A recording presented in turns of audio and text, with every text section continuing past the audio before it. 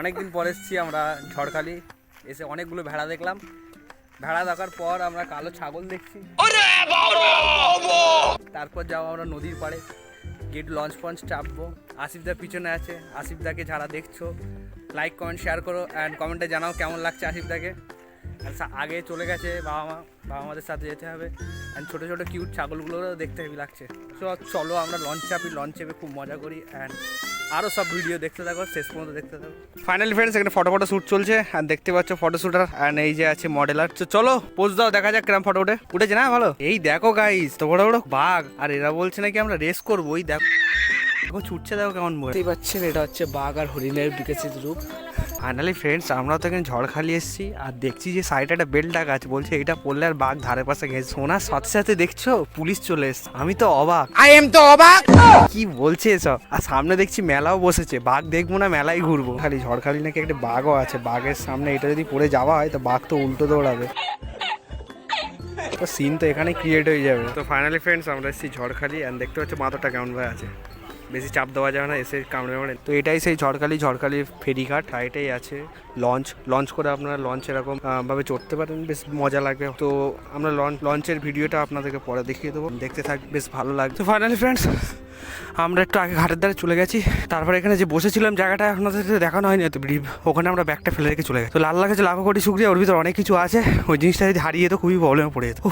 Final friends পেয়ে গেছি, একে বারবার বলা হয়েছিল জিনিসটা কাছে রাখ, বাট ও কাছে রাখ। চল ফাইনালি ফ্রেন্ডস, আমরা ভিতরে ঢুকতে গেলে টিকিট কাটতে হবে, টিকিটটা কেটে ও কি বলে আমাদের বোকা বানালে না, কি বলে পাথরের পাক করে রেখেছে সারা বারবার এক জায়গায় বলি রয়েছে নড়ে না তো সেই দিছে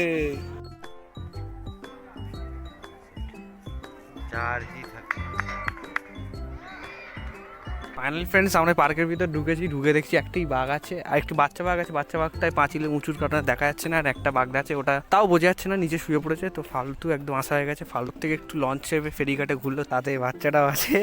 আমার ভিডিও দেখিস তো, কেমন লাগে? ভালো লাগে? তাহলে এই ভিডিও তুইও এসে গেছিস আজকে, তুইও দেখবি তোর ভিডিও।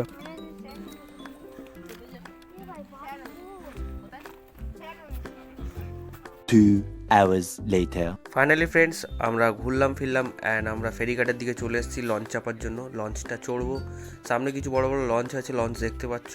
সাথে বাবা মার সাথে আমি এগিয়ে চলেছি, লঞ্চটা চড়বো, খুবই মজা। আমি খুবই এক্সাইটেড যে লঞ্চটা চড়লে কেমন লাগবে না লাগবে।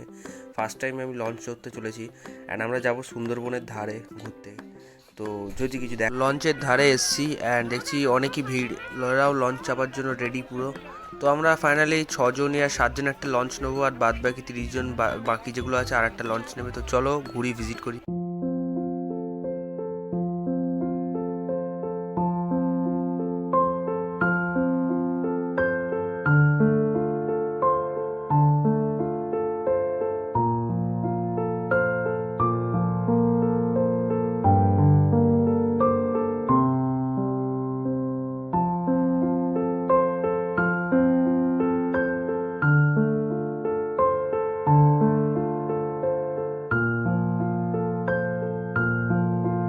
ফাইনালি ফ্রেন্ডস, আমরা কিন্তু পুরো বোর্ডেই আছি, নিচে দেখছো সবার জায়গা সব কিছু আছে অ্যান্ড উপরে বোর্ডম্যান বোর্ড চালাচ্ছে, সাইডে পুরো এটাই বোর্ডই আছে অ্যান্ড এই যে সিঁড়ি আছে, সিঁড়ি দিয়ে আমরা নেমে টুকটুক করে এখানে এসে বসে আছি। পিছনে আরও সব আছে, আর পিছনের সাইডে আরও সেগুলো আমরা এখন নিচে একটি রুমও আছে, দেখাই রুমটা